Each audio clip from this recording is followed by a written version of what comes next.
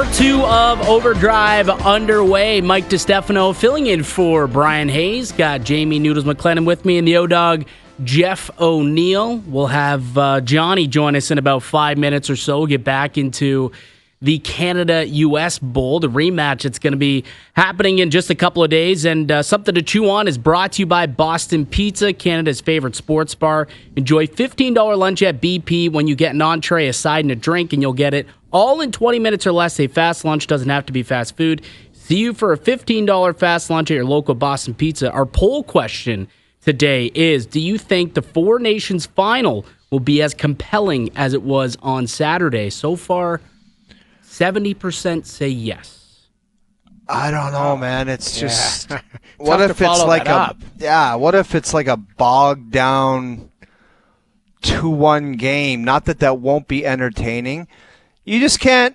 Some things are just meant to be left alone. It's like, I don't know if you can match that. I don't think you can either. What is somebody going to say? Oh, you want to fight off the face-off? It just won't be original. No. It won't have the same jam to it. I don't think it's impossible to see a fight, but it'll be natural. Like, it'll be within a game, something happens, you run a goalie, and someone answers the bell. So it's not that I don't think there doesn't have the opportunity for a fight to occur, but it's not going to be staged like it was to start Saturday night's game. I think it's like anything. The more you talk about it and build it up, I feel like it disappoints everybody.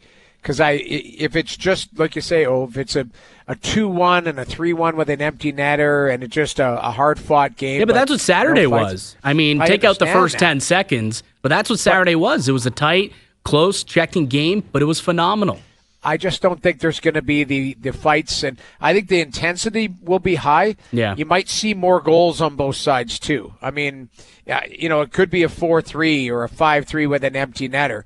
I think Canada's going to get some goals, but I don't know. Binnington's got to have a performance. And, the U.S. looks on paper like they're a bit weakened because of the injuries. Now, we'll see what they come up with on Thursday night. I think we all agree Quinn Hughes is going to find a way to play. Yeah. They're going to, somebody's going to be sick, not available, whatever, he's going to play. Even if it's a forward that comes out and they go 7D, all of a sudden Quinn Hughes will be in the lineup. But how are they going to pull it? Like, it'd be embarrassing for somebody if they're just going to go up to somebody and say, hey, by the way, are you not feeling well? Like, I don't know how they're going to do it.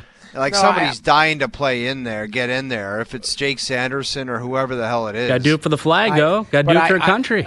But I do believe, and it sounds like there is a flu going around. Yeah. Because a bunch of, Allmark didn't play for Sweden. So you think for the flag, someone's going to put their hand up and say, by the way, I'm kind of... well, I don't think anyone's putting their hand up, but I think there could be a conversation had where it's, you're not feeling good tonight, are you, kid? And that's probably how it would go. That's what I would not like. Cale Makar, though, that guy missing Saturday then coming back, watching that guy play, he's disgusting. He is disgusting. Gross, He's like Lidstrom. He does his business differently, but he controls the whole pace of the game. Like that is the one thing that playing against Lidstrom for so many years and listening to other players, like he controlled the game somehow. And that's what Makar does. Like his anticipation, his natural ability to skate, shoot the puck. He's got this little wrister, man, that's like an Al McInnes slap shot from the point. Yeah, I know. Like it's just a flick of the wrist, and it's a laser. And I'll tell you what, he doesn't get enough credit. There's a guy that's not – there's Quinn Hughes, there's Cale Makar. That guy in Columbus is not far behind him. Werenski? Dude, this guy is disgustingly good. Yeah. He's Roy Hobbs the natural, man. He's unreal. His skating ability and the way he moves the puck and off his poise. I fell in love with that guy, and it's not through all the games I've seen him play. It's not for the Four Nations Cup game. It was at practice. I just watched him, and I was like, oh, my God, this guy is an absolute stud. Like, I always knew he was kind of good or really good. But, man, that guy is right there with those other two guys. You might not think it, but I'm telling you he is. No, he is. And he's like a guy sneakily who's right up there for the Norris. I think he's third or fourth shortest odds on FanDuel. Should not even use the word sneakily. No way. It's the market, though. Oh, yeah. He plays in Columbus, and it's not the sexiest market. But I know, but it's completely disrespecting the man to say sneakily. He deserves to be up there with the Norris conversation. No, absolutely. He's got 59 points this year so far. 59 points. If Columbus makes the playoffs, he's there. He's in that conversation. Quinn Hughes is there. Makar's there. Like there is guys who are having amazing seasons. That might be heart-worthy conversations if he can drag Columbus into the playoffs. I'm telling you, you put that guy on the Montreal Canadiens or the New York Rangers. It's the big. They'll be talking about the big three. He would be in the same combo as Quinn Hughes and Cale Makar. I think the player's that good. Yeah, he's absolutely unbelievable. Joining us now on the Maplewood Toyota hotline is Mike Johnson. How's it going, Johnny? What's going on, fellas? Planes, trains, and automobiles. I was in Boston for the game last night. I was supposed to get home today. Obviously, that is not happening given everything that's going on in Toronto. So I'm just chilling in Boston for a couple of days here so we get to the next game. You gonna hammer some Sam Adams tonight, Johnny? Go down to the Hobbit and get some Sam Adams. Get after a little bit. Yeah. Just get in a fight. Just do it the Boston way. Fight. Go down to Harvard to a crappy pub and then just fight somebody. That's how you do it in Boston. Do you like apples? That's all I'm telling everyone. Yeah, do you like apples? Exactly. Speaking of fights, Johnny, let's take it back to your kind of where you were at Saturday night at the Bell Center. Not one, not two, 3 fights in the opening 10 seconds. Where were you? Who were you with? And what was your reaction to it all? Well, I was there in the building. I was 4 feet away from O and watching it and sort of stunned disbelief. Not that these guys would fight, but just in this tournament, right off the bat, I just don't think anyone, well, certainly me, thought that this would happen. Even if they wanted to be physical, if they wanted to be emotional, even if they wanted to make a statement, I didn't think it would go like that. And I'm generally, maybe you know this, I'm sort of not maybe the biggest proponent of fighting and it's how it can impact the game. I don't know how much it actually does. But in that moment, that felt so real and so raw. It was beyond exciting. It was one of the most energizing moments I can ever even remember in a building.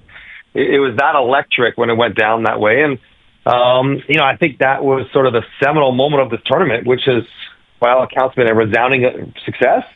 The building was so loud. The players were into it. Media everyone could not believe what was going on. It was that exciting. So, Johnny, explain to me, if this Quinn Hughes gets on an airplane, he ain't flying to Boston to watch in the press box, is he? Is there a defenseman from the States eating raw chicken right now on purpose or what? Salmonella on line 1 coming down. Yeah, and it's Quinn Hughes. You're not pulling a young guy like Jake Sanderson or Thomas Harley. That would be sort of, you're happy to be there and to participate, and whether you get on the ice or not, you're happy to be called. It's Quinn Hughes, and the Canucks are back in action now. They're back to practice today. So, yeah, I would imagine, and I don't know if anyone is hurt or not. But given the state of the American team, there's both illness going around that, Makar was suffering from as well, like a flu bug going around. And now that it's the last game of the tournament, you could say anybody, if you wanted to, you could say anybody was sick. And who are they're not going to question it, right? There's okay, if you say so, then that guy is out of the tournament. Well, the tournament's over. So it doesn't matter if Zach Werenski, it won't be him, that's why I said him, if they say he's sick, because then he'll just be done for the tournament.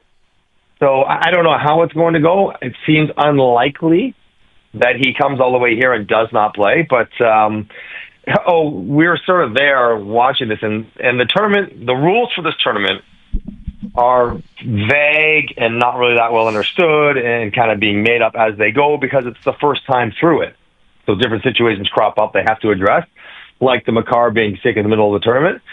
So, Johnny, this is how the rule book's being made. This is how the rule book's being made. Can I get 6 Grey Goose and waters, please? Hey, what do you think about that? Should we let that guy count? Okay, let's do it. That's the rule book. Yeah. How did they not account for this? A potential injury or illness throughout a 2-week tournament? How did that not come up at any point when putting together the rules for this tournament?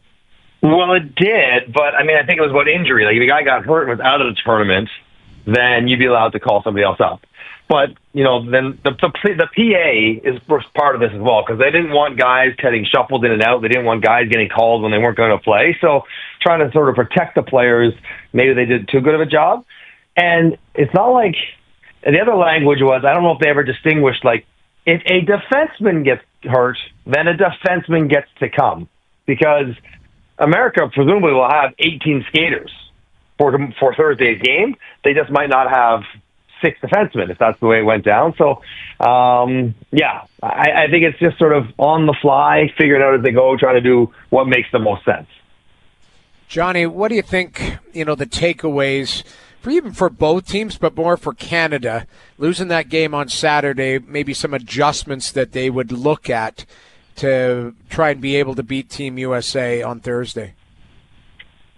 Well, I think the first thing they've done is they continue to try to find wingers for McDavid and for McKinnon. And I thought in Finland, getting Braden Point to play with Connor McDavid made a lot of sense. Yeah. They were both really good. Point's fast. He's good defensively. He's strong on the boards. It just worked better. And Mark Stone there just kind of works with everyone.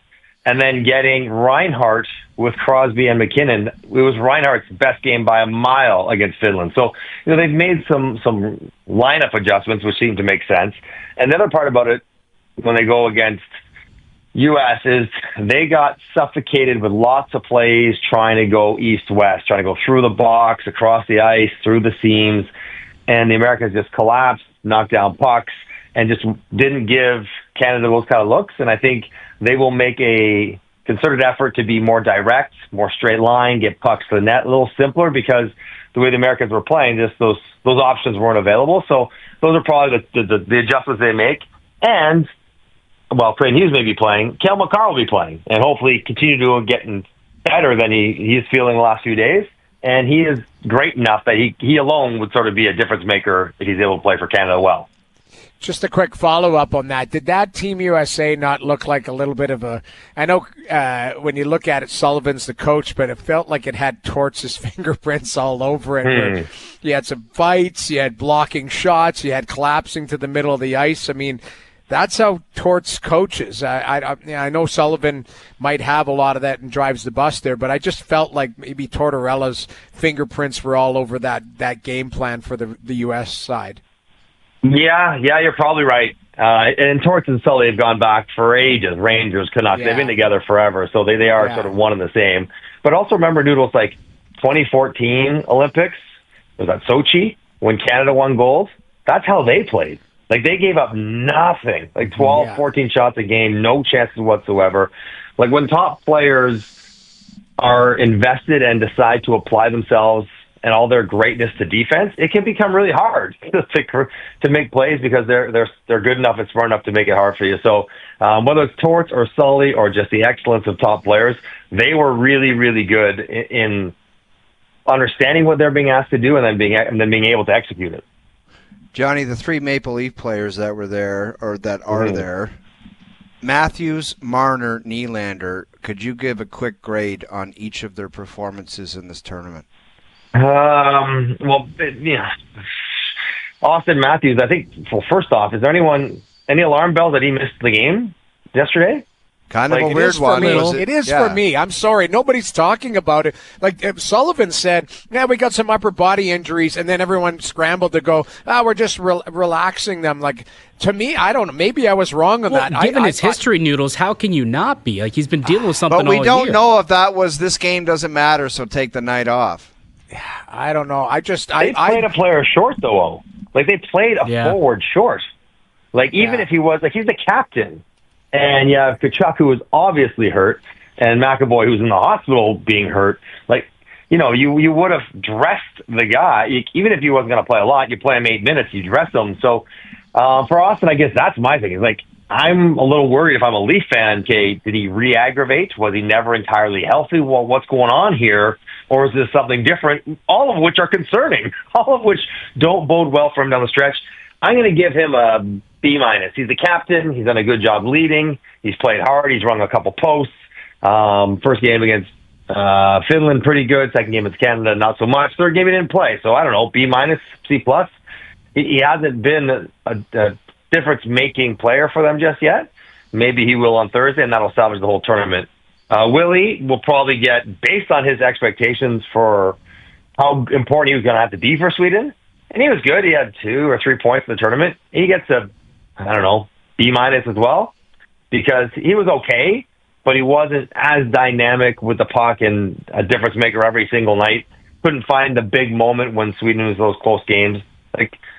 Sweden is going home having never lost a game in regulation. They were that close, 2 overtime games, and Willie couldn't grab one when it mattered most. So B- or something.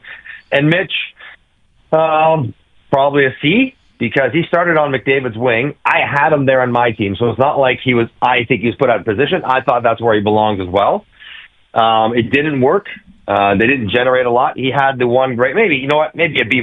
Guy scored an overtime game winner, but which is a great moment in 3-on-3. Awesome, incredible for him. A real important moment for him for Canada in this tournament. But as far as just general impact on games, it hasn't happened with the puck, although, of course, he's been good defensively like everybody has in the tournament. So not necessarily a standout banner tournament for any of the Leafs guys right now. They've all been fine, but none have been great. Well, I think that's the thing that's kind of troubling some Leaf fans here, Johnny. Yes, he's got the goal at 3-on-3 in overtime, but at 5-on-5, when it's been tight and it's been, taking away time and space, very reminiscent to the playoffs, he's been silent. I mean, Leaf fans aren't too happy about that going into the playoffs. If that's the Marner we're going to see, I mean, I don't know. Is that a concern to you, how he's played? Well, it's hard to say it's a concern. I didn't see Jack Hughes do too much in this tournament, right? Jack Hughes, there's a whole bunch of players you could say that are incredible that haven't had amazing offensive tournaments. In 3 games, it's such a small sample. Last game, he largely was in a checking role and a defensive role. So, yeah, you would have preferred if in a super tight game, you're like, boy, do you ever notice Marner? Does he have it a lot? Is he ever creating, even though nobody else is? He's one of the few who can. But on Canada, the only, McDavid, you could say that about, right? What was there? McDavid was the guy you're like, okay, that guy always looks dangerous. But against the U.S., almost Nathan McKinnon looked quiet. Almost nobody did. So I'm not going to pile on him too much. You prefer it be the opposite, and it would be concerning if he had this kind of impact in a playoff game. But I'm not going to say that he won't do well in the playoffs because he hasn't necessarily thrived here. Johnny, you mentioned McDavid. Do you think the Thursday night's game is a platform for him to just kind of put the stake in the ground once again and say, I'm McJesus, and that's just the way it is? Yep. 100%, 100%. Now, if he doesn't, I don't know if it necessarily tarnishes anything, but if he does, if he goes out there and is the best player, and if he scores 3 points in a 3-2 win, if he goes Mario and Gretzky and 87 all rolled into one, if he does that, then yeah, I think given the quality of the competition, how close the games are, the stakes and everything else, then it'd be once again, I don't want to hear about McKinnon talk or Matthews talk or Kucherov talk or Hughes talk or Hellebuck. It's me. I'm the guy. I'm the best. And watch me do it when it matters most, when it's toughest. And it would not surprise anybody if he was able to pull that off. He's just that good. I don't know what to say. Even amongst the best, he's better. So, Johnny, goaltending, where are you at with Jordan Binnington? Do you think that there was a conversation for Hayden Hill, or that you thought they were just maybe pot committed on Binnington the whole time? So, Noodles, would you have gone any other way than what they've done? What would you have done? No, to be honest, no. I thought, and Owen and I talked about this, I thought there may have been a snivel to go, okay, let's see what Hill's got against Finland. And then, maybe run him into the final. But I don't think Binnington has been the difference of cost them games. There's been, and O laid this out, and he's actually been perfect and bang on. Binnington's allowed 1 bad goal per game, minimum, but at least 1 bad goal, where he's got to clean that up because you can't do that in a final game. So you on Thursday, he cannot have a goal against that would be on him. And I know that's a lot of pressure, but he's got to live up to that. But I could see them running him and sticking with him. He hasn't cost them a game, but he, in essence, he's been just okay. Like, I think he's been solid and made a couple big saves, but also wanted one back per game that he probably should have had. Yeah, so I think both things can kind of be true, right? Like, the game they lost wasn't necessarily solely Binnington's fault. They scored one goal. That's not on the goaltending alone. Right. But I was sort of on board the entire time that I thought Hill should have played against the Americans, Noodles. I thought after what we saw against Sweden in the beginning, the first game, I'm like, get Hill against the Americans. If he plays great, then you roll him. If he plays okay, then you go back to Binnington as though it's a rotation and play Binnington against Finland, and like I said, he's going to be your guy. But by going Binnington, America, you made it tough to go any other direction, because if you went to Aiden Hill, you're putting him in a game where they had to win in regulation with a guy who hasn't played in 9 days and said, don't screw up. So they're going to Binnington. He's been just okay, as you mentioned. I think at this point, I don't think Team Canada cares. I don't think he cares that his numbers might not be great. His save percentage is 85 or whatever it might be. I don't even know what it is, in the eights. I think he's in there because he's perceived from the management as a winner, a gamer, a guy who just finds a way to get it done. And so far, he sort of largely has done that, even though, there's lots of goals you can point to, say, I don't like that one. But it will catch up to them. Then that's just it. He's going to play again, and they're playing against an opponent who's better, where the margins are tighter, and giving up one bad goal is one too many. That might stop them from being able to win the whole tournament. So it sort of played out exactly how you thought it might, right, Noodles? Goaltending wasn't an area of strength. There was going to be rocky moments, but the team was going to be really good, and they will probably be good enough to get it done with less than great goaltending. So far, that's what's happened. We'll see if they can do it when it matters most. Johnny, how many players were named to this team for Canada? 23?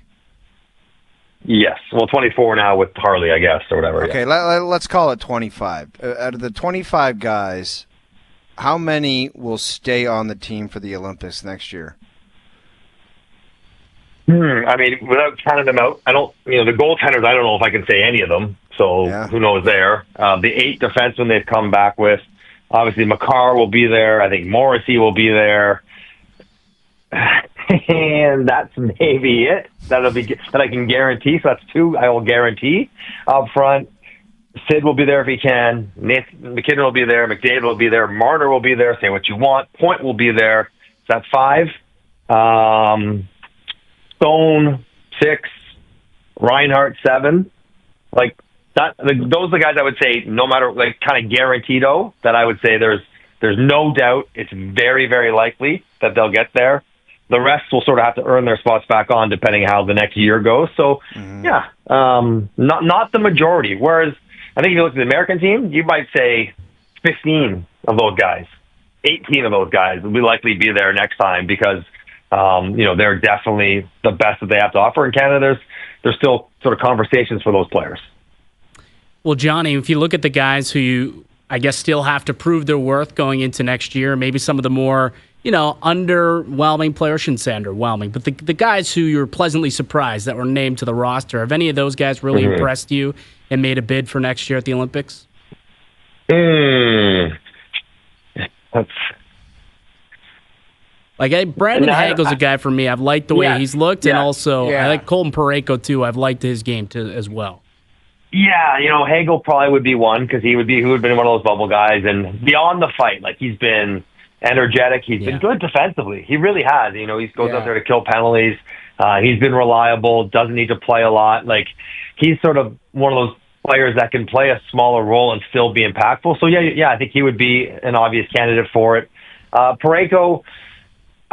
So he's been fine. He's been good. He's obviously a very good player. I just think sometimes, he's involved in a lot of stuff. You see him, he's big, he's rangy, he's in the way, he's sort of involved in the plays. Then you look at the underlying numbers, game over game, you're like, why are they getting outshot with him on the ice? Why is it not as good as the other guys? The net results aren't always quite as clean as you'd like. So he's been good, but I don't know if he's been good enough to me that I would just sort of put him in ink that he'd be on the team. I agree, Johnny. I think his decision-making with the puck, he just tries to safe play it up the boards. And to me, nowadays, the defensemen, especially at that level, have to make play. You have to make plays. And to me, there's been too many just bump plays up to neutral zone, bump plays here and there. I think, you're going to have Pietrangelo. Yes, he'll be a year older, but there'll be other guys, I think, that slide into those roles where maybe Parayko takes a step back in that. That's just the way I look at it. I think he's been good, and I love that he stood up and fought, and he's a good St. Albert boy, which I always love. I grew up there, but it's, to me, it just, I think my eye test to the underlying numbers, to me, it matches. I think he tries to be safe, but you've got to make plays at that level. And I don't think his first instinct is to make plays. I think at this point it's sort of being a larger base defenseman conversation. Defensemen who want to skate the puck up by themselves and shoot from outside look good, but probably aren't as productive as defensemen who can move a little bit and then pass the puck really well. Right. And I think, Parayko might be more in the former category as opposed to latter. Like the best defensemen can do all of it, but the best defensemen are the ones who can skate well, but then pass and read the play and pass well. And, Parayko does it okay, but maybe not as well as some of the best guys. Like Zach Werenski's been a revelation. This guy, this tournament, has been so good. Makes America not miss Quinn Hughes a little bit, which is hard to say. Crazy. I was talking about him, Johnny. I think that he's right up there with those two guys, like Makar and Hughes. Like he's that good of a player. And you can watch games and you can watch games live, but I just watched him at practice, and it was disgusting what he was doing out there. Like he's one of those. He's a natural. Like he's such a natural. He makes everything look so easy. And I don't know, he's a competitive guy, and he's just so talented. I can't get enough of him. I can't speak highly enough of that guy. Well, you'll love this, Johnny. Zach Werenski, according to Dom Decision's net rating model, leads the tournament with 1.47 net rating. So he's been a rock star. Net rating. It's like a big algorithm. Don't get big algorithm here. Offensive numbers, defensive numbers. But you know who else? I just told you that without the net rating. That's what I'm saying. The numbers support what the eye test is seeing. That's the whole point. We all agree. You marry them all together, I think Erik Karlsson was second in net rating. I think I read that article earlier today. He actually looks was right up there to the top. Yeah, he's been good in the tournament. Yeah, he actually looks like. Yeah, how about the other guy? We got to let you go here soon, Johnny. But the other guy, this Vancouver centerman, that Pettersson might be in one. Oh boy, he's. You know what you would be hoping if you're Vancouver or Pettersson or someone who's rooting for him is that the change of the dynamic on the Canucks would free him up mentally, emotionally, and with his confidence, and just let him go play and have fun and be light and be excellent like he was before. Hasn't happened in Vancouver. So you're thinking, you know what? Maybe getting back with the Swedes, where the Trey Froner. That will be a different environment for him to flourish, where he has to be great, will play like-minded players and people, and it'll be great. Didn't happen. He played less than 10 minutes yesterday. And in a game that was pretty fast and loose, that American game, like it wasn't quite as locked down as the Canada version of the American team, you couldn't notice him. And now he's got to go back to Vancouver, all the pressure on him, and I don't know. His no trade kicks in. We don't have to get there yet. His no trade kicks in July 1st. Mm-hmm. Is the next 10 days or whatever it is, 2 weeks until the trade deadline, is that enough for Vancouver to figure out, okay, we're going to build around this guy? Or I don't know what they do there, because this version of him, and we're all sensitive to whatever he's going through, but this version of him is not the guy that they signed to that contract and not the guy they need to have there long term. It's an interesting situation they got, and they got a couple weeks and then a couple more months after that to figure it out with Elias Pettersson. Johnny, appreciate the time as always. We'll catch up again later in the week, pal. All right, boys. Have a good night. Take it easy. Mike Johnson joining us on the Maple Toyota hotline. Count on Maple Toyota for the right winter tire package for your Toyota. Trading your old tires, buy a new set, and get $40 back. Visit mapletoyota.com. Speaking of Vancouver, there's another turn of events here when it comes to the Quinn Hughes saga at the Four Nations tournament. I think we should take a break and get to it on the other side. I'm Mike DiStefano with Jamie Noodles McLennan and Jeff O'Neill. You're watching OverDrive on TSN 2 and up on TSN 1050. Overdrive continues on TSN 2 and on TSN 1050. Overdrive brought to you by FanDuel, bringing you everything from the opening line to the final score. Mike DiStefano, Jamie Noodles McLennan, and the O-Dog Jeff O'Neill with you. And apparently Quinn Hughes is not en route to Boston. There's a Quinn Hughes sighting in Vancouver. He's at practice. Now, he is wearing a non-contact red sweater, but he is at practice, not in Boston. So what the hell is going on here? It's Ohtani Hughes. Yeah, Ohtani Hughes, exactly. He was never on the bird. Never on the bird to Boston. Now there's some reports coming out where it's like, this guy's not going to Boston unless he's playing. What are the chances? I don't know. Well, what are the chances? Because he's not able to skate with the team or practice with the team unless somebody gets hurt and they're down to 5 D-men. What are the odds that he's getting to skate? Let me clarify one thing first, Alice, brother. Let me clarify one thing first. The red jersey is no non-contact? Correct. Yes. That he ain't going to Boston. Like, if he's in a non-contact jersey with his club team right now on a Tuesday, he is not playing for them on a Thursday. Sorry, it's not happening. No. If I'm Jimmy Rutherford, I'd say, Bud, you made the right decision at first. You're just not going. We got a game in Vegas on Saturday night. You are not going. Non-contact jersey, flight to Boston, and then to Vegas. I'm just not allowing it. Yeah, I mean, it could all be smoke and mirrors, but you're right. The non-contact jersey is the thing that sends up the red flag for me. Yeah. Because if he's practicing full today, I have no problem with that, because you know that he would be ready to jump on a bird tomorrow after practice if they need him, if somebody comes up sick in that defense core tomorrow. But the red jersey, the non-contact jersey is a concern for me. I don't think he's playing either. But stranger things have happened. They might be playing games with us. Well, that's what I'm thinking. You guys keep saying the red jersey. He could have just put this red jersey on so that he didn't get hurt. That's their golden nugget out there. He's one of the top 3 or 4 players in the league. I get that. They're not going non-contact to a bird to Boston, playing in that war out there, and then to Vegas. It's just seeing him that puts the scenario into a. I just don't see him doing it. You have to have perspective too. And let's just put our business hat on. Francesco Aquilini is sitting there going, we're in a playoff spot and we have had nothing but chaos this year. We've had our starting goaltender who hasn't been available. We've had, infighting where we had to trade one of our top players, a 100-point guy, and get pennies on the dollar. The nice players that came back, but not a star player like Miller. And now, Pettersson isn't playing well, and Quinn Hughes is banged up. And you're going to force feed him to play in a Four Nations face-off where, you're trying to make the playoffs, and you're like, that's millions of dollars in gate for the owner. Noodles, just a little side note here. Yes. I just saw a tweet. Thatcher Demko not expected to go on the Canucks 5-game road trip. Oof. Lower body injury. Well, yeah, he had another injury the other day. I mean, Lankinen is their only hope. I know, but they just went 10 days with no games, and this guy he's not going on a 5-game road trip. He left against the Leafs. That injury didn't look good. Like, I don't know what that was, but he's in one. And Lankinen is their guy.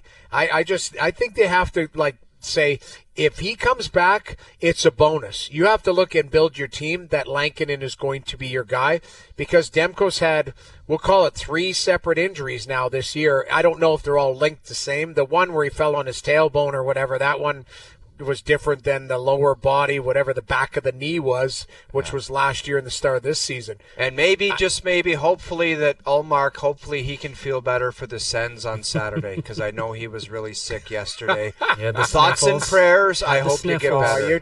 You know what? No, I'm serious. I want him to be ready for the Sens, and I hope he's okay. He must have been really sick not to be able to go yesterday. He better play Saturday. The Sens got to come back again, we're all locked into this Four Nations face-off, which is great. Dude, it's going to be an absolute gong show. It's a sprint.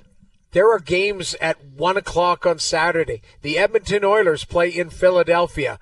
on 1 o'clock on Saturday. Which makes the scheduling just that much, puts it more into question. Why not on the Wednesday? Exactly. Why not have the game tomorrow, then the next game Saturday? Like, you're force-feeding. It's Thursday night in Boston. CJ said it. It's like they're trying to capitalize on TV and stuff. I get it. One day, you got to play the game and get the hell out of there. Everybody out. I do want to follow up on something that we kind of touched on earlier, and it was the Auston Matthews, him missing and sitting out of the game. And Noodles, you said it kind of piqued your interest a little bit, and people are trying to swipe it under the rug a little bit. So where are you at on that, Noodles? Maybe I always try and check Leafs Twitter temperature and all that, and I try not to get too worked up about it one way or the other. And I saw Auston Matthews not playing. Okay, you know what? It was a nothing game. They've already made it. But then, the comments of the coach kind of concerned me because the coach doesn't, Sullivan understands the Toronto market, sort of. I mean, he's American. He's a coach of the Pittsburgh Penguins. What does he care what he says that could light a fire in Toronto? Because I honestly think that he might have misspoke, and then all of a sudden insiders were jumping on top of it, going, it could be this, could be that, like, let's just, resting him type of thing. But that sent, some sort of spidey sense for me going, Matthews upper body, and then, along with McAvoy. Like, McAvoy spent the night in the hospital. I know you're not going to tie the injuries together. But what I'm talking about is Auston Matthews missing a game with either upper body or they're resting him. I'm not 100% sure. We'll find out Thursday, obviously. I don't know how teams wouldn't have said, like, if I'm Don Sweeney, who's on Canada, I'm like, Charlie McAvoy, no matter – I don't think McAvoy's playing on Thursday. No, they ruled him out earlier today, I believe. Yeah, but I would have said, like, under no circumstances are you putting your gear on Thursday. And if I'm the Leafs, too, I'm like, Auston Matthews, I'm calling him, what the hell is this? And if it's any kind of upper body, sorry, pal, get your ass home. Yeah. I don't even know if you can do that, but it would be like, you really got to put our season in jeopardy to play that one game? It's a very dicey situation. Yeah, it is concerning because I look at the Vegas Golden Knights, like Shea Theodore, that did not look good. I don't know is it broken wrist? I know people have been speculating that, whatever.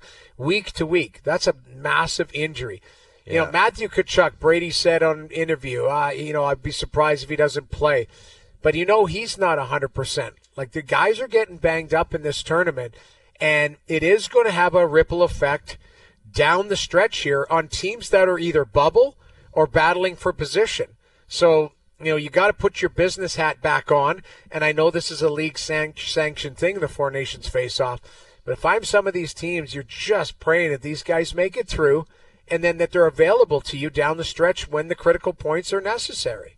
Yeah, I just, going into it, they're going to change the way they play, though. So, if you are, the Senators or you're Florida, you are just hoping and praying that those guys don't hurt themselves more than they already have in this tournament on Thursday night. You're just hoping and praying that no one gets hurt, I guess. Everyone around the league, but it's one more game, though, and it's for a chance for ultimate supremacy. Like you said, everyone keeps talking about how this is the best game. Brady Tkachuk said he's waited 9 years for this. 9 years for this. And you just know that they're going to go absolute balls to wall, and they're going to play physical because that's how the Americans are built. That's how they're going to play. And that game took a chunk out of them on Saturday. It did. They had 100% did, and I expect them to – look each other in the eye and say, hey, we got one more. Let's go out and get it. And it might be a factor on, if U.S. can't get healthy and they got, and there's no Matthew Tkachuk or no Matthews. McAvoy, to me, that guy was a tone setter for the physicality in that game. The hits he made on McDavid. There was 4 of them, and I was sitting beside Rashog, and he's like, never seen that before. Generally never, one, and he got him 3 or 4 times. Yeah. He was all over him. Now, let's look at it in a different way, guys, and I'll put my positive hat on. Every person that's played in this tournament, especially let's just look at Canada, U.S., but you can talk about the Swedish, Finn, too. This is a level that some of these guys haven't played at in a long time, either in playoffs or haven't sniffed playoffs, like a Brady Tkachuk. this could be valuable for these guys heading down the stretch into the playoffs. The level that is achieved, or being around these players that have gotten to that next level. So if I'm sitting in that Canada dressing room and I watch Sidney Crosby on an empty netter run a guy over and put the puck and ice the game, just the attention to detail that some of these, and I'll quote unquote, winners have done, and being around that and being in that environment for 2 weeks, I think that does bode well for some of the experience that you go through, and maybe you bring those. All those guys that haven't been there, as soon as they walk into the locker room and put eyes on those guys, it just does. Seth Jarvis, right? Konechny, Marner, all those guys. guys. And then it's like, there was a lot. You should have seen the reaction when there was an optional the day after that game, and McKinnon and Crosby went out on the ice together. It was like, these guys love hockey.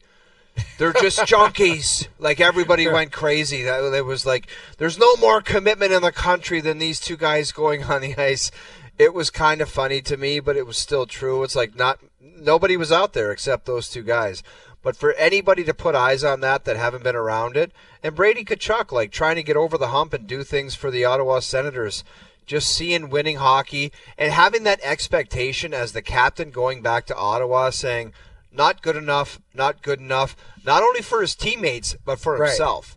Well, that's kind of what I was thinking about is, we can talk about injuries, we can talk about the lack of production and stuff, but just being around it, maybe it will help these guys going back to their club team going, you know what, we need to find another level, or this is what winning looks like, or this is what determination feels like. It might help them for a playoff stretch, regardless of what team you're on. I think it does help. Absolutely, I think it does. And, going forward, I think people are going to talk about that.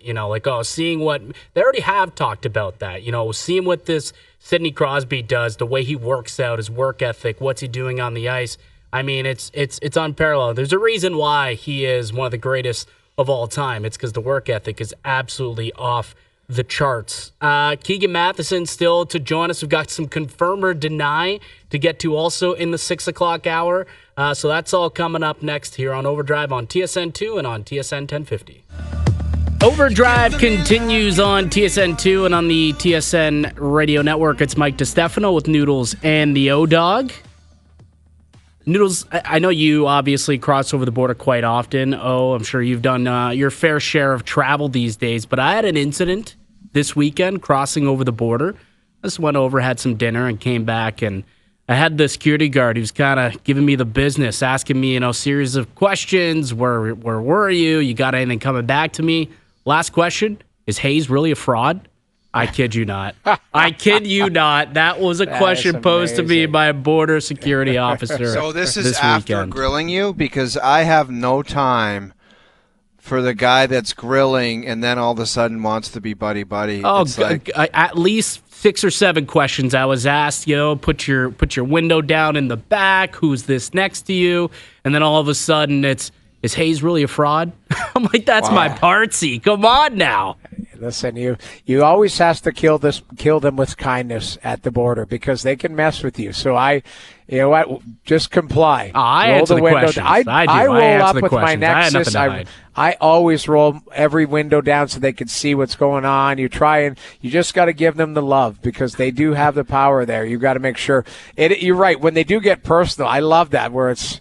I drive down to Buffalo to call a game, and then I drive back, and how was the game or whatever. I haven't had a Hayes as a fraud, though. That's pretty good. I don't mind that one. Yeah, that was that gave me a good chuckle. Any Hayes as a frauds while you're down in Montreal? Oh, it's countless, I'd imagine, in that place. Dude, fans were amazing. By the way, Montreal, let's get some salt or something on the sidewalks. I don't know what it is there. They refuse to plow the sidewalks, where it's like, I get it, people embrace the winter. Let's just get one of those little machines that plow the sidewalks. I don't know what's going on there. It was freezing there, and it's not exactly warm here, but it was like February hockey weather, and people were walking around. I mean, I think they were half in the bag prepping. The thing I don't understand is, and I used to I like to have a good time back in the day. these people, like I sat down and had breakfast beside two guys that were having pints and they were going to an 8:00 game. And I'm like, wow, how do you keep it together? Full day event. A full day day and night. Like they had to get through. You know how that's going to unfold, though. You know how that's going to unfold. They're going to be so buckled. They'll be on camera somewhere. They'll get tossed from the game. They'll be in a fight. Or if you're drinking at 8:00 in the morning and 12 hours later the game starts, wasn't it an 8:00 p.m. game? Oh yeah. Puck drop not till like 8:30 for that one. Yeah, exactly. So you are Bernie Lomax. They are literally. Somebody is walking you out or wheeling you out. We were doing our hits in the building, basically in the stands, and there was guys in luxury boxes, and there was one older dude that was just giving it to me and Johnny. He was like, "You guys said this tournament wouldn't have intensity," and he just would not stop. It was outrageous. I finally told him, I said, "Bud, you got to sit down. We're trying to work here, and you are disrupting it." It was just crazy. Like, they just wouldn't stop. Yeah, I think a lot of us are in that same boat, though. I think, we didn't know what to expect, but I think we're all pleasantly surprised and happy to be wrong. There's not a lot of times I'm happy to be wrong. The intensity and how great this tournament has been, I'm happy that I was wrong about that one because I was a skeptic just like you guys. Yeah. Coming up on the other side, Keegan Matheson still to join the show and some confirm or deny. Hour 3 of Overdrive coming up next.